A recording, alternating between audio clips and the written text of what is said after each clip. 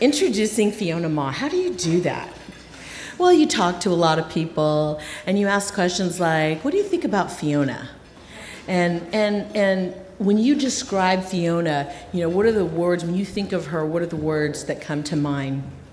Superstar, rock star, you know, always in your corner. Is someone who, when you say something like, I'm having a really tough day, she might be running 500 miles an hour. When she stops, she's texting you, calling you, no matter the time of the day or night, and says, how can I help you? When you think of someone who will go to places that no one ever wants to go because it might be a tough conversation, the first person in line is always Fiona Ma. When you think of someone who walks the walk, talks the talk, and is always there to support, I think of Fiona Ma. When I think of someone who is always willing to have a tough conversation but be real with people, and someone who can bring together people who might never imagine that they would sit at the same table together, Fiona Ma is the woman who brings them together, and not only do they talk, they break bread and they leave after doing this or shaking hands. Maybe even a hug, I don't know about that today. But there were a few leaders and women like Fiona. We've been friends for, I don't want to say how many years because then, well, we can't, over 20? 20. Oh my God. We were so young then. But when I remember you from those days, Fiona, working with Senator Burton, I still see the same woman. I see a woman who believes in public service, who believes that our faces need to be at the table and we need to always connect each other. And that success has to be something that we see. If she can't provide it, she immediately finds that person. Thank you for being that person. Thank you for being a friend, but thank you for being, may I say, a badass. Thank you. Oh, yeah. Fiona. And here to interview Fiona is none other than Ms. Cassandra Pye. And when I think of mentors and leaders, and when I think of, I don't know how she does it, but even when she's using crutches, she's everywhere. One night she'll be in Lake Tahoe saying, I need you to do this, and then the next morning she's someplace else. I'm like, how did you do that? Did you borrow my broom? But why is it important that she's everywhere? She is someone who believes, as Fiona does, in connecting people and helping women, businesses, helping people rise. And nobody does that like you, and nobody gets anybody to speak and say things like Ms. Cassandra Pye. So ladies and gentlemen, please give a wonderful warm applause to Cassandra Pye. Thank you, sister. And we are really sisters because her mom is my mom. And in fact, she loves me more. Right? It's true. Thank you for that kind introduction. I can't wait to do this. Thank you all for being here. It's a full house. We're rubbing elbows and it's all going to be fine. So thank you all for being here. Mona's absolutely right.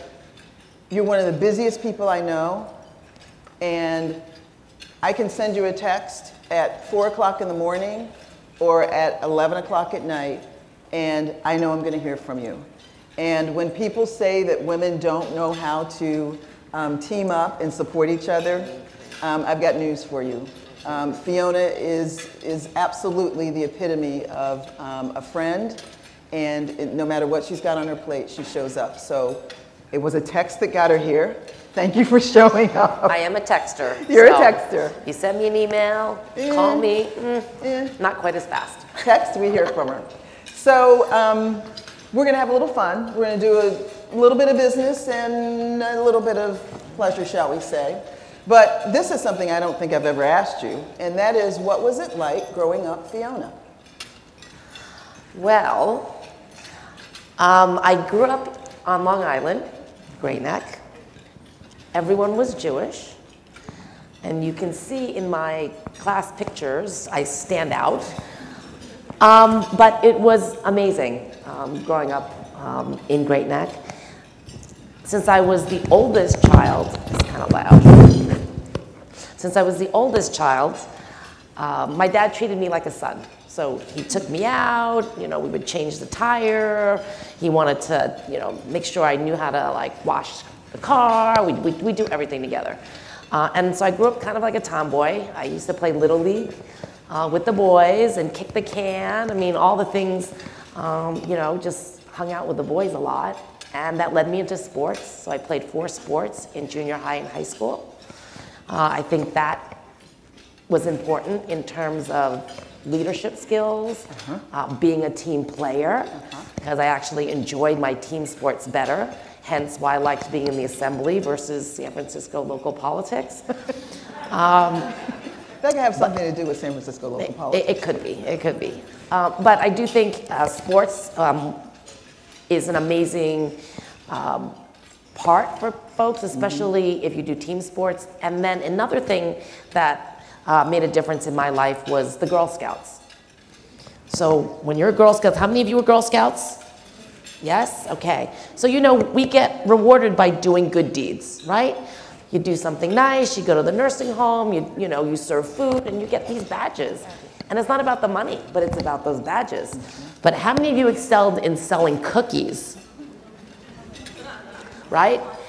If you liked selling cookies, you probably could run for office, because it is kind of the same thing. You have to go door to door, your neighbors see you, right? They can't wait until it's cookie time. You take the order, you need to deliver the cookies, you need to collect the money, right? And you see them all year long, and that's exactly what running for office is like. That's good.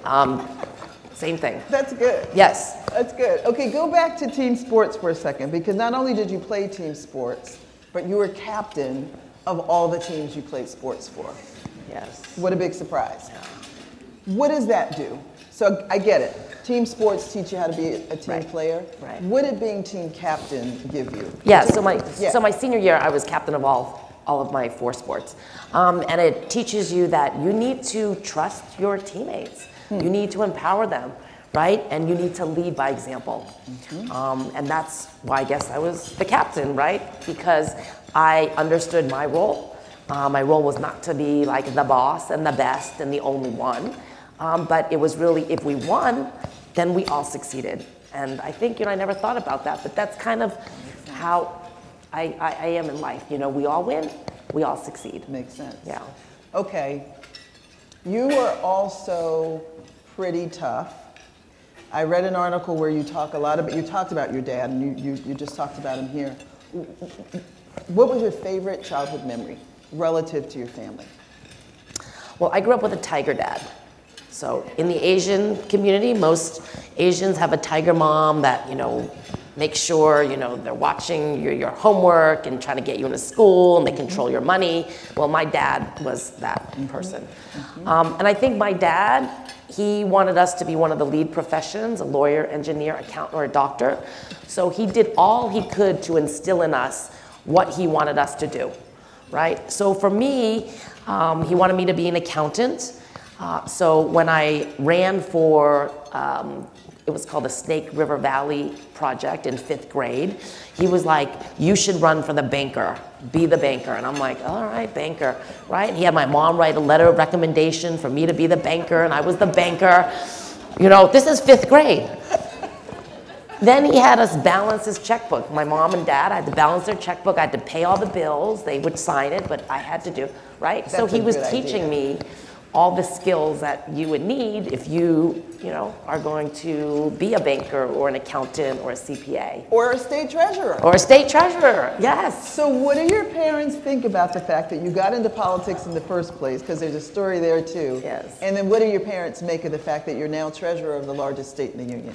Yeah, so I went to school for accounting. I worked for one of the big 8 accounting firms, got my CPA license, my bachelor's in accounting, my master's in tax.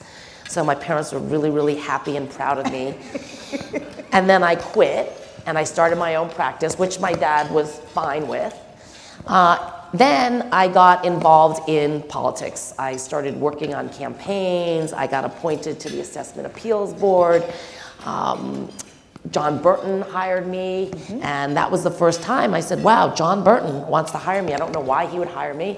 I was born and raised in New York. I don't speak much Chinese. I don't know anything about politics, and he hired me, right? And I kind of know now why, because you want to groom your people the way you groom them, and you want to develop that loyalty versus them being loyal to other people, right? A very good lesson. Yes, yes. So, yeah, and I will. Okay, so then I became president of the Asian Business Association, and that's how I really got active. I had to go and lobby the San Francisco Board of Supervisors and come up to Sacramento to testify.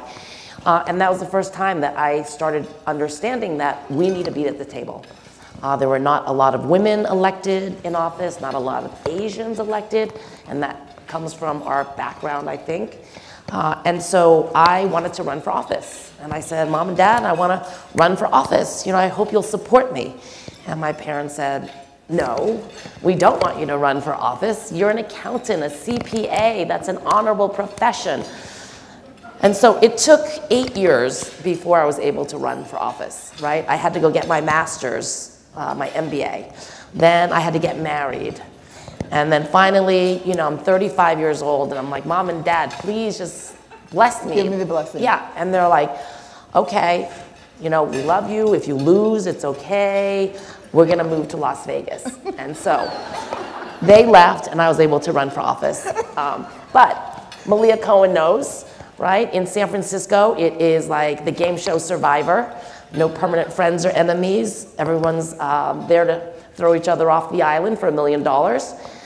But because it took so long for me to run, 8 years, I worked harder than everyone else because I wanted it more. I didn't want my parents to say, I told you so. And I didn't want to go back and do tax returns anymore. So that has kind of motivated me for each position, right? So San Francisco Board of Supervisors, my parents like, whatever. Then I ran for the state assembly, and they were like, okay, whatever. They thought it was impressive that I was, you know, at the dais, right? I put their name up, and they were really happy about that. Then I ran for the Board of Equalization, and Malia knows, she's on the board. It's the only elected tax board, so nobody knew what it was about, but getting closer. But when I ran for the state treasurer's office, my father was finally proud and happy. Yes, he no longer asked me to go back and do accounting, okay? Just want to say. I love this.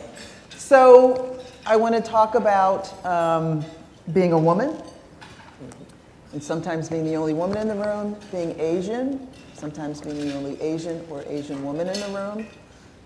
What have you felt, which ism have you felt more? Racism, sexism, or a little of both? Probably sexism, because it's mostly men in most of these settings, whether it's politics or the banking industry. But I have to say, I ran for state treasurer because of Mona Pascal.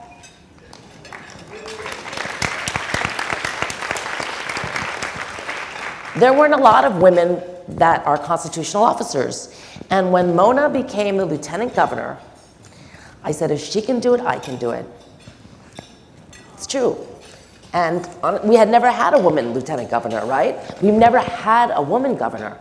And so when you don't see people that look like you in positions, you don't think about it. I never thought about running for statewide office until Mona got appointed. Bravo, Mona.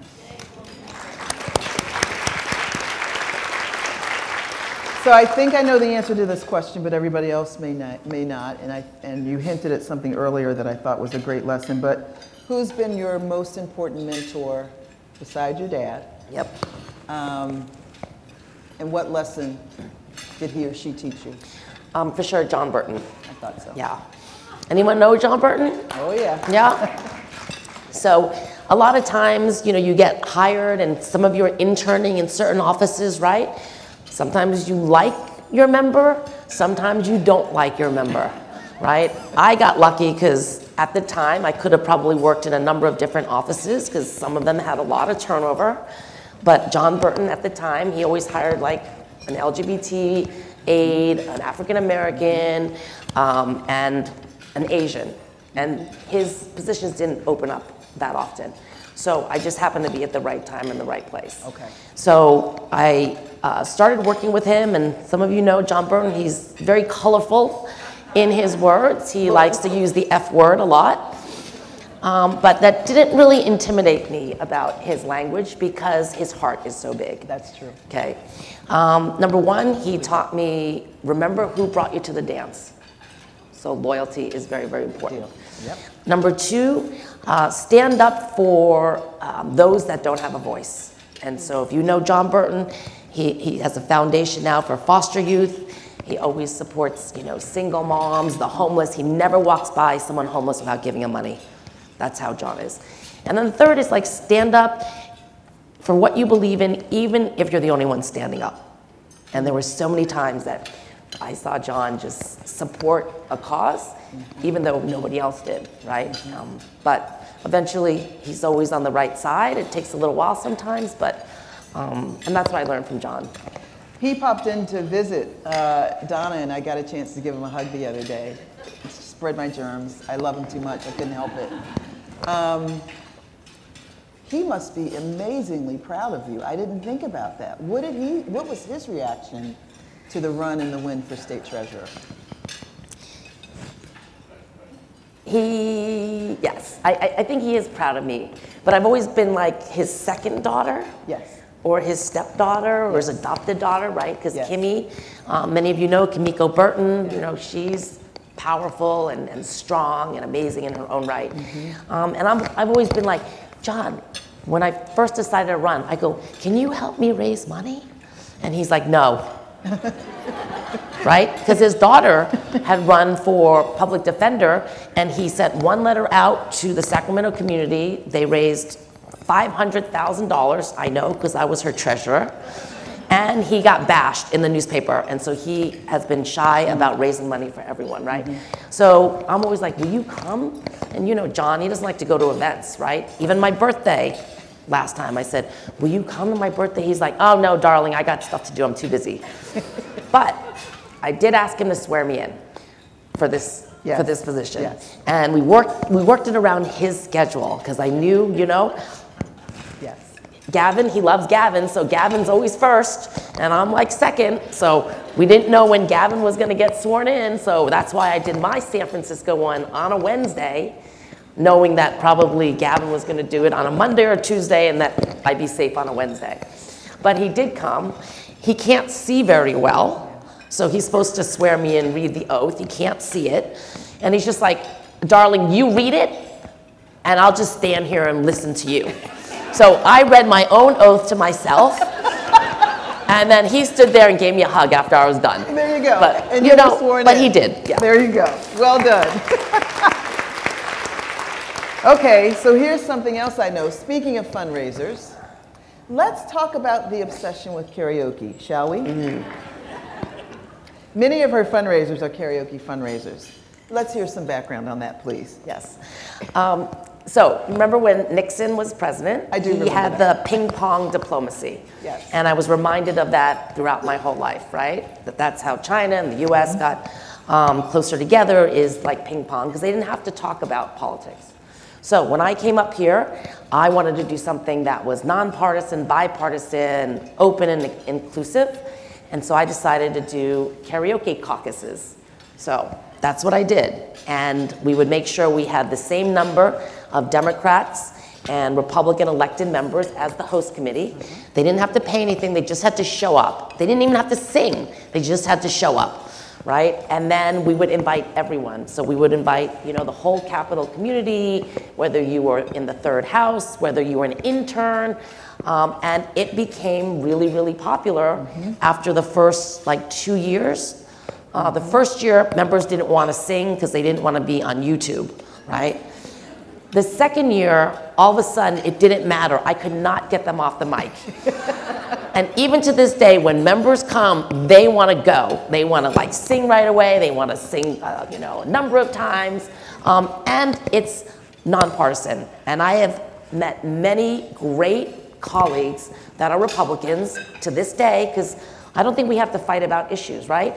But we have shared going out, we have shared karaoke together, maybe we've gone on trips together, and that really has built a lot of really, really good, long-lasting relationships. So karaoke works. What's your favorite karaoke tune to sing? Yes, I usually sing, have you ever seen The Rain by Creedence Clearwater? Oh my God.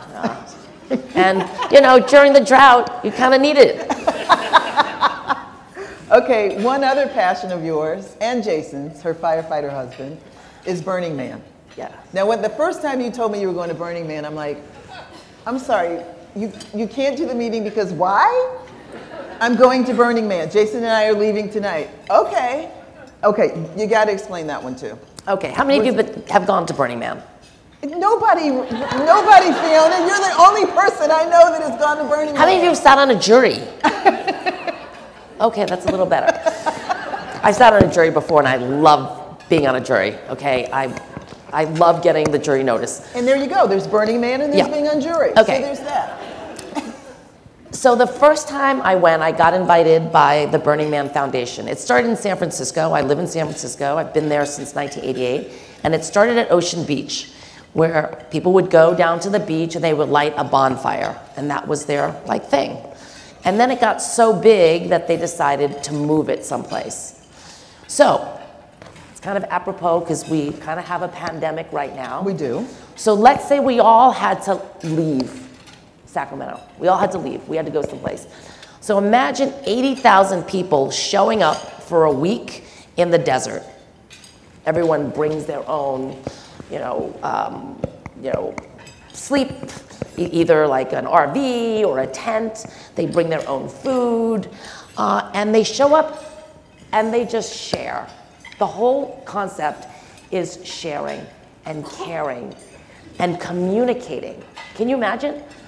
It used to be you couldn't even use in the desert with a bonfire. Yes, yes. Okay. And so the little bonfire has now transformed into a man that they burn on Saturday night. Okay. Sunday night, they burn the temple. And this is all artists that prepare all year to build these structures. The artwork is amazing. If you haven't seen it, log on. You can, it's all over the place. Just Google Burning Man art and you will see. And it changes every year. That's the beauty. It changes. It is never the same. We never camp in the same place. The artwork's not the same. The camps aren't the same. And my husband loves to dress up. He loves to dress up. And when I first met him 10 years ago, right? Politicians, number one, you don't drink, you don't get to take a picture with wine or alcohol in your hand, right? Don't wear glasses on your head. That is like the worst. And the third thing is you don't dress up. You don't wear a hat, you don't dress up. So, and here's why, it could wind up on a mailer, on a hit piece. So exactly, you're gonna wind up on a hit piece or a TV ad, like really, is this person really serious? Look at them. Anyway, so I was charming out of the Board of Equalization. I had 2 years off. I was like, what am I gonna do? And I meet this guy. He's a hunky firefighter. He's 6'5". He's 9 years younger than me, so he's my trophy husband. And I was like, okay, I guess I have some time to spend with someone, right? And so we got together and I found out that he's very artistic. His mom's like that too, Halloween, any event, Dickens Fair, Renaissance fairs, they're always dressing up. So it was either am I gonna stay married? Or do I want to stay in elected office? And I honestly thought that that was it for me, right? That I was not going to get elected, because who's going to elect me after, you're dressing up like as a mermaid for Halloween, because he wants to be a sailor, I have to be the mermaid. But it turns out it hasn't really hurt me. People actually like it that I go and sing karaoke, that I go to Burning Man, that I dress up, because at some point, you just can't care about all the things that, politicians typically do. And we live in glass houses, I know that. Mm-hmm. My life is very transparent. This is my team, right? Don't you all see my schedule? They know exactly what I do 24 hours a day, right? And that's the way I live. But I figure if voters don't like it, then they don't have to vote for me anymore. There you go. So speaking of transparent, you also shared in our prep conversation that you're going through a season in your life right now. Yes. Let's call it the summer season. It's summer for Fiona. And so she wants to turn this part of the conversation around to a question to the audience about who has any great ideas for resolving hot flashes. So chat with her afterwards. I've already given her a couple, but she did tell me that was something that was just, again, on the transparent It's been about a year and a half. And Yeah. she goes, what do you want to talk about? And I said, hot flashes. How long do they last? Does anyone have any secrets? It's miserable. Yeah. I know how it is when you have kids now and you get up every 2 hours, but that's been my life, and it's just awful. I'm sorry. That's okay. I am. I know. When is it going to end, though? That's Give what I wanna it a know. year or two and some black coat hash. All right. The other thing, because you pointed out the team that I wanted to talk about for a couple minutes, because you've asked me to help you on this and I've enjoyed it so much, is you put a lot of thought into not just the team around you and not just the appointees, but you go into really thinking about how your rank and file employees in every department you've been in are trained, are prepared. I mean, what motivates you to do that? Because that doesn't happen very often either. Can you share a little bit on that? Yeah, so my first job, when I decided to leave, my boss was mean to me. He like yelled at me. He made me feel bad. And nobody has ever yelled at me. My dad never yelled at me. And I don't know if you've ever experienced that, where your boss is like really, really mean. Made me feel guilty. Like, we just paid for your master's and you're leaving? How dare you leave, right? So I like started crying. I was like, I worked hard. You're making me feel bad. And I didn't even know how to like deal with it. So I started crying. I said, I hope I never make anybody feel like that again. Because it was really, really miserable. So for my staff, I'm always like, if you find a better job, go. You'll always be part of my Ma squad, but you need to advance yourself, right? Because there's certain spots, places, you know, you just can't move up in an organization. But I hope someday you'll come back. So. And you have a very loyal team. I do. An incredibly loyal team.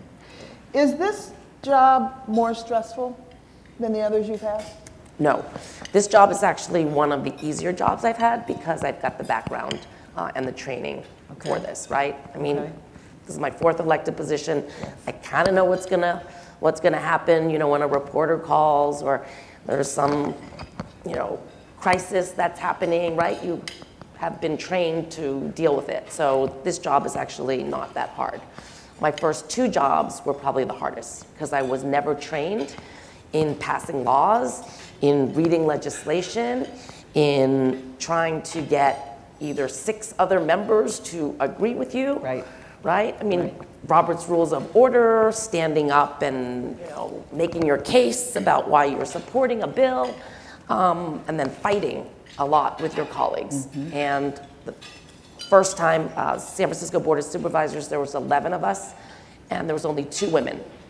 So when you work on a board with 9 men who are larger than life, there's still many of them around. It was really, really hard because they understood that myself and Sophie Maxwell, Malia's predecessor, we were not there to fight with them, right? We did not want to fight. We were not trained to fight, and they kind of took advantage of us and walked all over us, where we weren't successful. So then when I got here to the assembly, I learned a lot.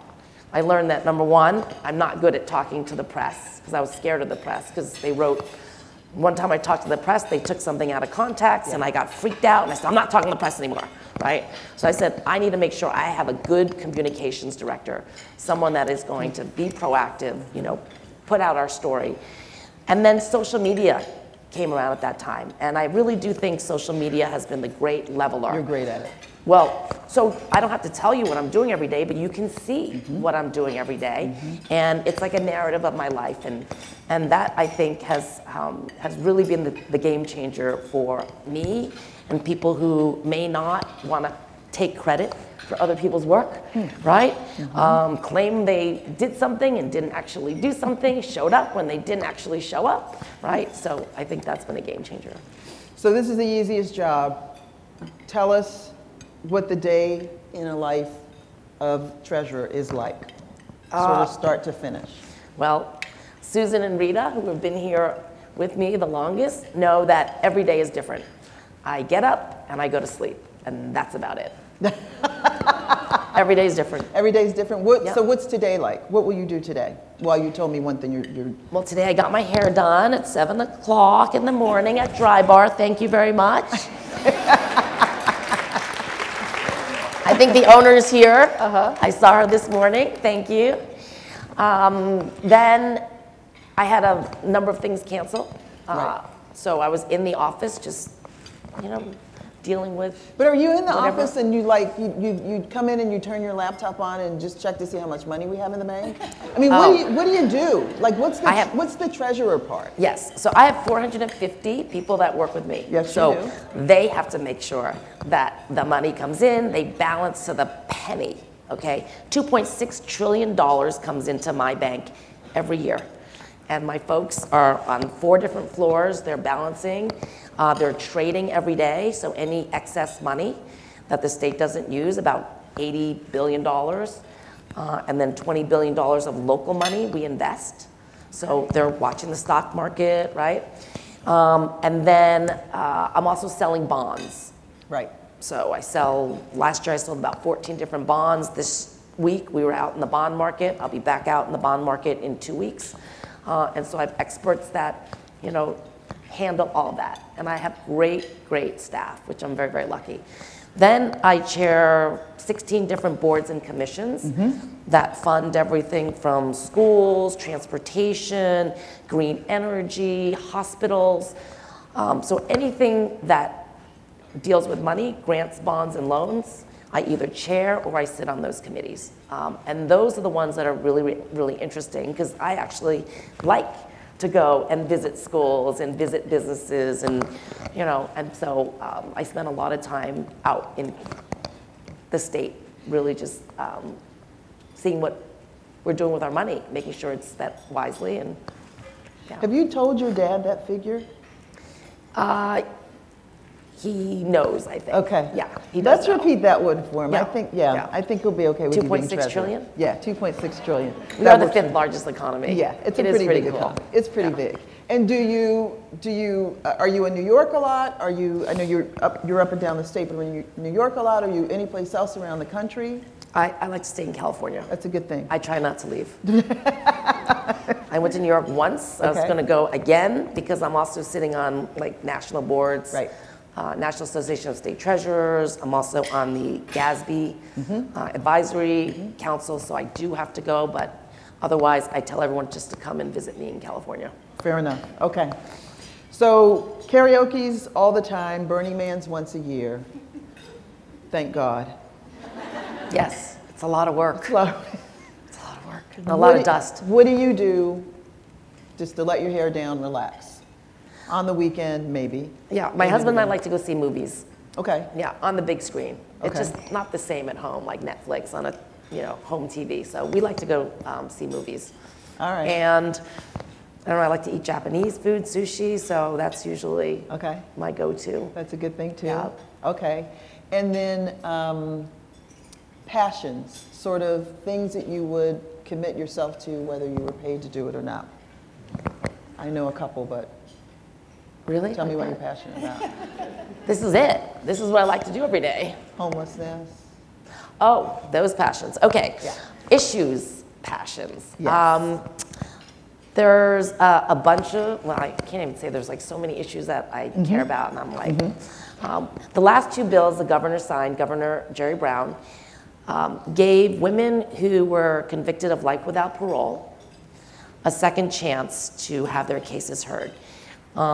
These women were subject to abuse, some of them since they were born, and they killed their spouses or significant others in self-defense.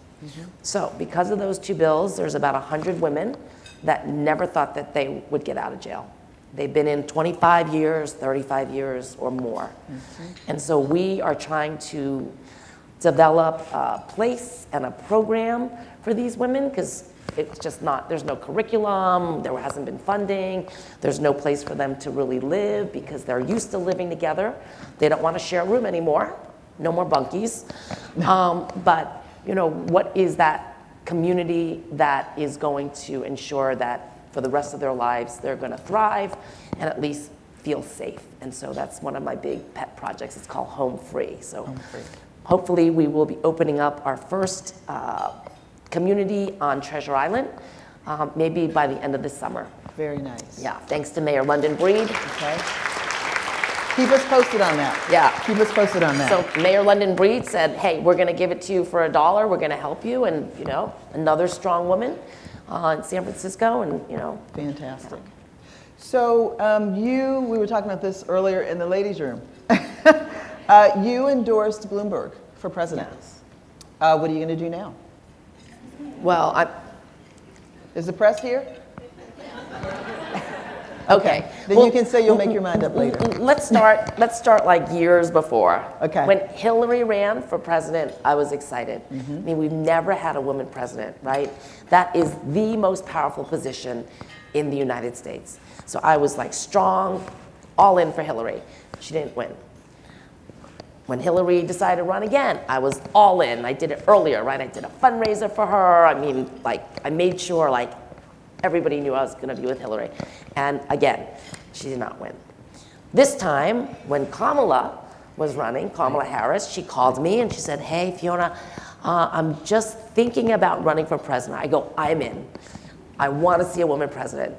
And we know that Kamala is no longer in. And then I started getting this realization that to run for president, you need a lot of money or you need a lot of friends. And women, we don't control the pocketbook. Even to this day, when I go and meet donors and they're like millionaires, billionaires, and they want to help me, they'll say, have you met my friend? He went to Harvard with me. Have you met my business partner? You know, we've been doing business for years, right? Have you met this person? But it's never like, have you met this woman? Because she can really help you. It's never like that. So until we control the pocketbook and we can cut those checks, right? $7,800 is my primary. How many women cut a $7,800 check? One, Dee Dee Wilsey, right, Malia? She knows, one. Everyone else is like, okay, I'll give you, you know, $250, $500, right? Because we just don't, you know, we're just not trained that way, and we don't make as much money, honestly, and we don't have that inheritance and, you know, a lot of properties where we're generating income. So I got realistic and I said, who can beat Trump in terms of money? And Bloomberg, the 9th richest man in this world, worth $60 billion, willing to put his own money on the line, number one. I was like, okay. Number two, being in this position, I do stare at the Bloomberg terminals every day, right? Bloomberg calls me every day in terms of the media. I listen to Bloomberg radio whenever I can in the car. So, you know what? I respect his company. That they are, they try to be, you know, balanced, they do their homework. I mean, and that really starts at the top, right? Then when I met his staff, many of his folks working on the campaign used to work for him when he was mayor of New York City. And he was a 3-time mayor, which is not easy. So the council suspended the rules to allow him to run for a 3rd unprecedented term, and he did.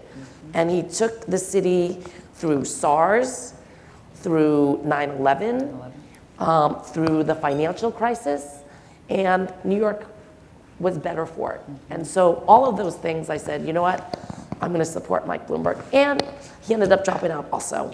So maybe I'm bad luck. Maybe I shouldn't support anybody, right? That's what someone said, you know, you're not batting very well. Maybe you shouldn't support anybody. And I go, okay, maybe I shouldn't, but. We'll give it time. Yeah. All right, we'll give it time. So we've also not had a female governor. Yes. And most of the time when I walk in a room and introduce you, I typically say, probably going to be our next governor. Maybe. She works hard. So what is next for you? Have you thought about it? Are you thinking about it? Oh yeah, governor. Governor. Oh, absolutely. So what's that look like? When do we make the announcement? Well, after my next term, I get reelected in 2022. Okay. And then you got to shut down that account and you got to open up another account. So January 1st, 2023. January 1st, 2023. You heard it here first. So we've got time, literally 10 minutes for some questions. I've got plenty more that I could ask, some of which she probably doesn't want me to ask. And so, do we have microphones? There we go. Please don't be shy. And if you have any remedies, home remedies for the summer season, we're happy to hear about those too. Come on, don't be shy. Hi everyone. My name is McKenna Jenkins. I'm a legislative aide at K Street Consulting. Thank you so much for coming today and speaking with us. It is such an honor that we all get to be here in this room today to hear directly from you. So my question is, for a lot of us young women here in the room, you know, this is our second year really getting this introduction to this Capital community space. What advice do you have for us as young women just starting our careers, you know, to be successful here? I think if you can find a good mentor, which is what this program is about, right? Mentoring. Having women who, or men who have been around, who can give you practical advice. I think that is also, that is very important. I've started other type of affinity groups. So I have a fan club, we call it. And we call it a fan club because some of us have to use a fan. And so now we're the fan club. But we get together, I don't know, once every 2 months with women at all different levels, elected officials, third house, you know, interns, my staff, and we just network with each other. And by networking, we help each other. And I have to tell you, sometimes I see some of my fan club members in offices, right? Because you're all working in offices too. And they actually help me get my legislation passed. I'm still sponsoring legislation. And they may be a staffer to a member. And I'm just like, how you doing? They're like, we got your back, right? And that's what it's about, right? If you have people positioned in all different places, you never know when you're going to need a little help. And so that's what I've been doing. Very good question and great advice. Yeah. That's good. Okay, let's have another one. Hello, my name is Deanna Harkeen. I work for the Personal Insurance Federation of California. And I had a question, you know, as the treasurer of the state, you look at, you know, all types of finances. And I know that the cannabis industry, you know, suffers from kind of legitimacy associated with their finances. So I was just wondering if you have any projects working on that, or if you have any thoughts about how to kind of legitimize that financial institution. Yes, so cannabis is one of my favorite subjects to talk about. When I was on the Board of Equalization, we were supposed to collect sales taxes from the dispensaries. And you know, I just got there and I said, how much do we collect? And nobody knew the answer. I was like, how can we be a tax agency collecting taxes and no one knows the answer? And so it was uncovered that, number one, this industry operates mostly in cash. Number two, it's hard to audit a all cash business.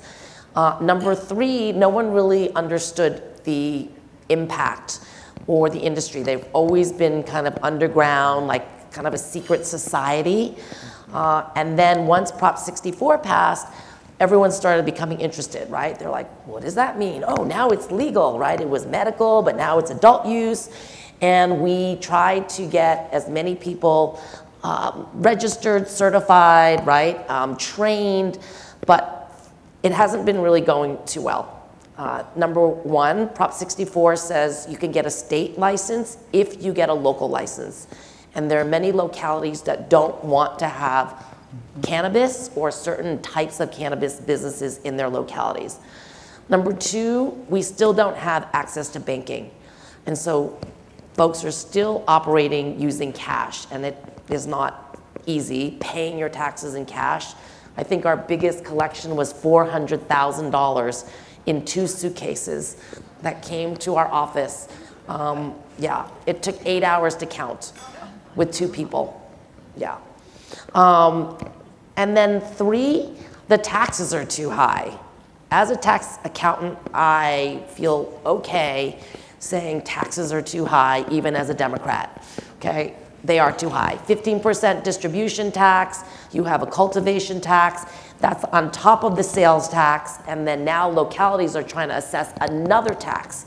So sometimes you're competing, people in the legal market are adding a 45% extra tax on a product, and they're not able to compete with people who are not in the legal market. And so that's what we have right now is we have an unequal playing field, has to do with like all of those things, but it's just not the industry where we thought it would be when we passed Prop 64.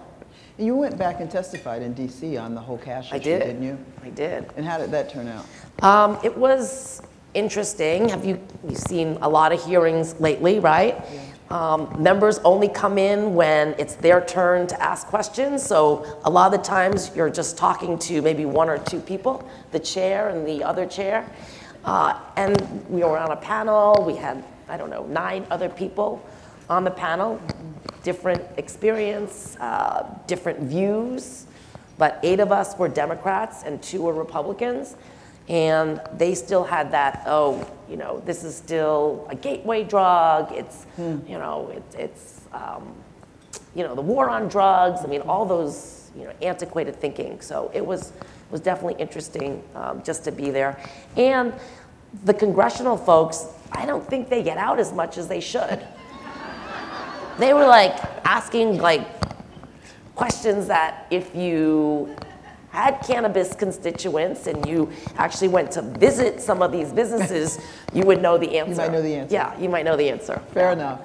Okay. Oh, good. Carrie, please. Carrie Hadovic, NextEra Energy Resources. Thank you. This has been great. I don't know much about the Treasurer's Office, so other than making sure the numbers add up and the bonds are done and everything else, how does that office interplay with politics? So do you know, the legislature and the governor pass the budget, do they say, okay, here's your money, go make that work, or do you interface in that process at all politically, and how does that work? Yeah, we work very closely with the governor's office, Department of Finance, as well as the controller's office. So the governor sets the budget, puts out his budget in January, and then we need to figure out how to accomplish the things that he wants, right? So we need to sell bonds. So he'll say, hey, we got this amount of money in the budget to do this, and then we have to kind of set the schedule for the rest of the year in terms of bonds. We have to make sure there's enough money. The controller pays the bills. She's like the CFO. So we need to make sure when she's ready to cut those big checks that she has enough money. So we're in the market, you know, either 30 days, 60 days, 90 days, and then we need to make sure we're selling to make sure she has enough cash flow. So we're kind of all the time watching what the governor does. If he has to adjust his budget, we have to also figure out how to manage that cash flow. I'm a little bit more active than other treasurers since I was in the legislature. So I think last year we sponsored 35 different bills. I have 2 full-time ledge people. I'm going to add another one. So beside the bills we sponsor to work on all of our boards and commissions and things that we need to fix, I also provide a lot of technical assistance for the bills that members are running. And I would rather be at the forefront of a bill. Donna knows sometimes you pass a bill and then they assign it to the treasurer's office and we go, we can't do this. And they're like, well, why didn't you tell us? So I'm very active to say, hey, if it has to do with the treasurer or money, let us be helpful. Let us tell you how to get it passed so it doesn't cost a lot of money, but so that when you do pass it, it actually can be implemented instead of, I'm sorry, we don't have the money, we can't do it, we need to amend the statute, we should have done that, so. Oh yeah, so I sit on CalPERS and CalSTRS. Anybody in the CalPERS, CalSTRS system? Well, I am too. So yeah, so I want to make sure I have money when I retire as well. But those 2 institutions are the 2 biggest pension funds in the nation. And people are watching very carefully because they want to make sure that, that we're meeting our 7% rate of return for starters. Aziza. Hi, Fiona. My name is Aziza Davis-Gloins, and I'm President and CEO for the Sacramento Black Chamber of Commerce. We've met before. Nice, yeah. I just wanted to tell you, as one of the elder women in this group, that the fan you will keep forever. Oh, God. I'm being honest with you.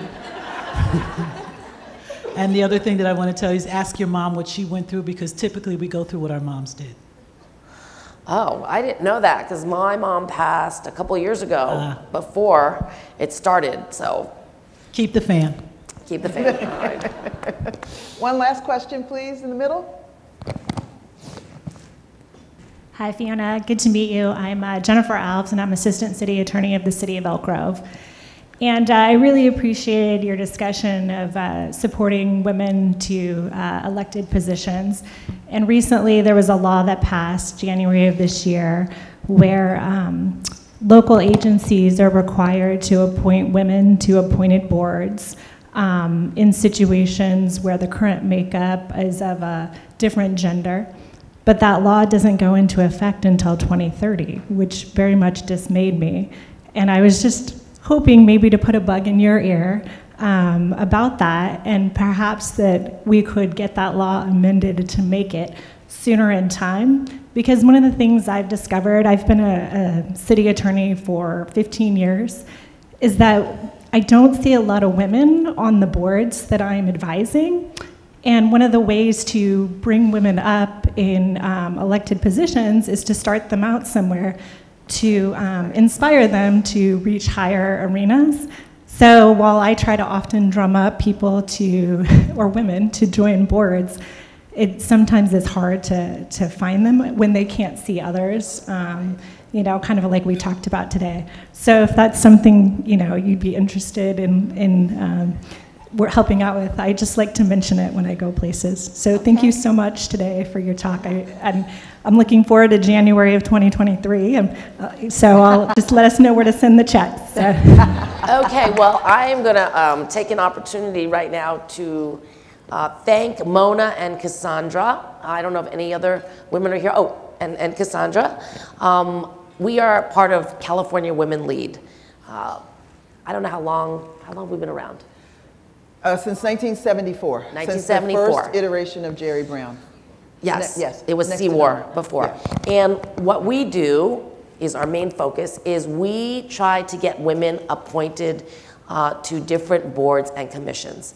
Jerry Brown had a commitment to appoint 50% of his commissioners women, and he did it because Mona was the appointment secretary, so made sure that it happened. Gavin Newsom has also made that commitment. And what we do is we go around the state and do these trainings and just dispel the myth that, you know, people don't know. They're like, well, I've never been involved in politics. I'm not a Democrat or a Republican. I've never given a check. I've never supported, right? Governor Brown. I don't know if I could do it. And Mona, great. Board members, that's what we do. We're like, that's how we started, right? And this is how you do it. But if you apply for a gubernatorial position, when you start the application, you cannot close it and come back, which is some, you know, these little tips. And they look for people of all different backgrounds, demographics, ages, right? Because he wants to hear, any governor, wants people to sit on these boards that are going to evaluate most of the time, you know, whether certain professions are acting responsibly, whether, you know, our policies, like a UC region, you know, whether you agree with the way the UC system is being run. So it doesn't take an expert. You don't have to be a lawyer or an accountant. They just are looking for ordinary people who are going to show up, number one, ask those questions, and then be that voice for the governor when it comes to, you know, very, very important positions. And can you add? What else? You did a good job. Come on. You did a good job. Because we had one more question, so I'm going to let her ask this, and then we're going to close out. Hi, my name is Nkiriko Hebu. I had a question regarding housing and homelessness, and wanted to know if you work closely with the governor's office to try to address the issue, especially with tax credits. Yes. So that is 2 boards that I chair, is the California Debt Allocation Committee as well as the California Tax Allocation Committee. And so we are directly involved in providing bonds as well as tax credits to help affordable housing developers pencil their deal so that it can be offered at an affordable rent. So we work very closely with, again, the Governor's Office, Department of Finance, as well as the Controller's Office, to see how we can streamline, get housing built as quickly as possible. We just got here, right? Gavin and I just got here, and we come with a different mindset, but we understand the urgency. Gavin had set like 3.5 million homes by 2025, which is a very, very high goal. But we understand that we all need to work together and streamline, and it can't be business as usual, right? A lot of times government is like slow, we'll get to it, but we have created this like, hey, we gotta go fast, we gotta reform the regs, we gotta get these credits out, we gotta meet more often, right? And hopefully we will see more housing sooner than later. Good question, good way to close. Yeah. So you're one of my favorite people. This was absolutely more fun than I thought it would be. You're smart, you work hard. You're one of those people that I'm really, really happy is serving inside state government, because I believe somebody's watching my money that can actually count. Yeah. So let's thank Fiona. Thank you so much. And your dad.